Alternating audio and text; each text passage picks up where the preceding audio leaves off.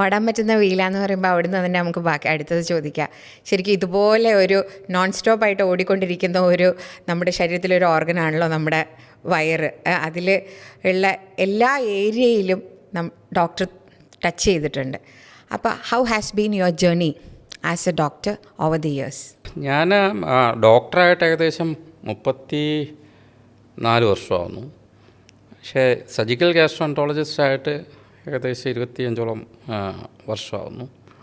അപ്പം ഇത്രയും കാലം ഉള്ള ജേണി എങ്ങനെയാണെന്ന് ചോദിച്ചാൽ, നമുക്ക് ഒരു ശരീരം കീറി മുറിക്കുമ്പോൾ അല്ലെങ്കിൽ ഓപ്പറേഷൻ ചെയ്യുമ്പോൾ അതിനകത്ത് റേസില്ല, ജാതിയില്ല, മതമില്ല, ചുവപ്പെല്ലാം രക്തം എന്ന് പറഞ്ഞാൽ ചുവപ്പ് തന്നെയാണ്.